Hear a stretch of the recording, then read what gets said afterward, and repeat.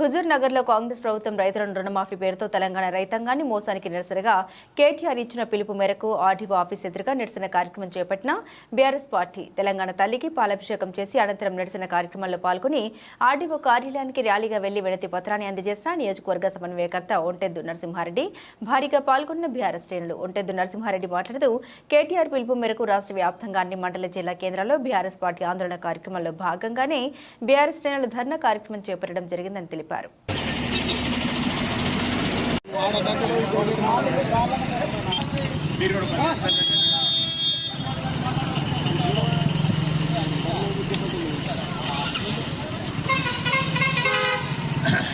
ముందే తెలంగాణ తెచ్చడం జరిగింది.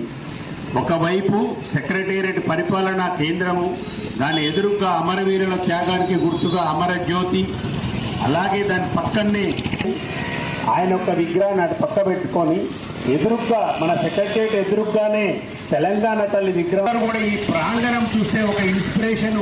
నా తెలంగాణ కోసం రాజీవ్ గాంధీ విగ్రహాలు ఉన్నాయి.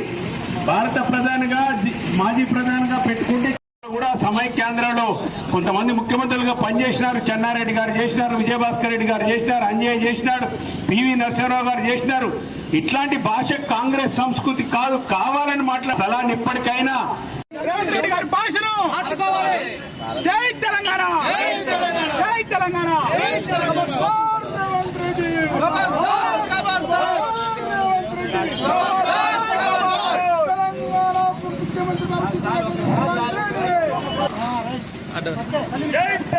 జై తెలంగాణ, అమర వీరులకు, అమర వీరులకు జై తెలంగాణ.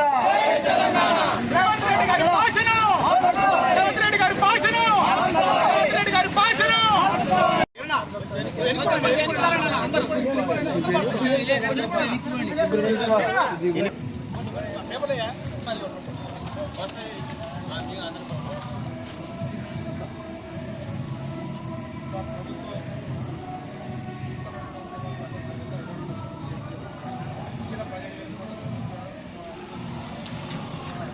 వెంకటేష్ ఎన్క్రా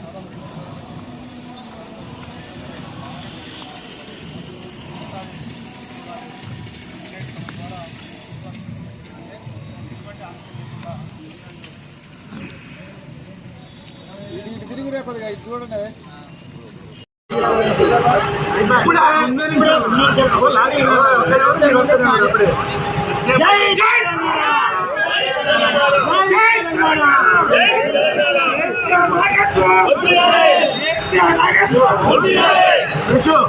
మాట్లాడుతున్నప్పుడు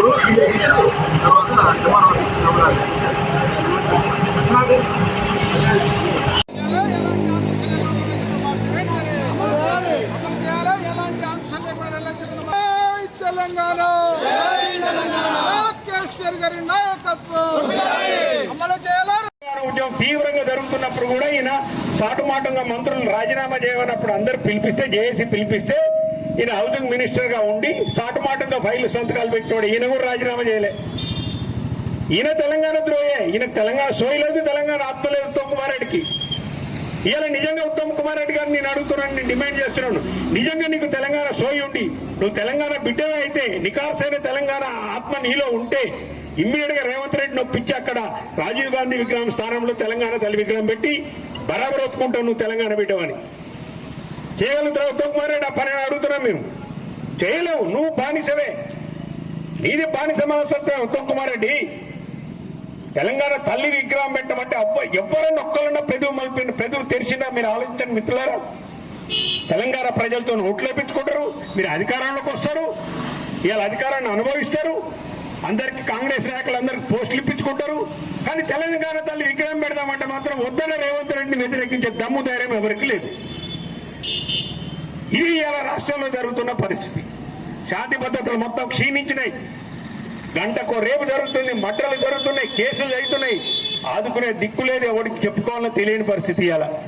ఇక రైతుల పరిస్థితి అయితే బ్యాంకులలో పొద్దున పోతే సాయంత్రం వరకు వాడి వీసడింపులు, కాగితాలు తీసి ముఖం మీద కొట్టుడు, ఎవరి దగ్గరకు పోవాలో తెలియని పరిస్థితి. వాళ్ళు ఒక హెల్ప్ లైన్ చేసిన 1,00,000 కంప్లైంట్ వచ్చినాయి, మేము ఒక హెల్ప్ లైన్ చేస్తే 1,00,000 వచ్చినాయి. ఇక ఎవరికి ఇచ్చిన వారు ఏమవుతాడు? నువ్వు చెప్పిందంటే చెప్పు.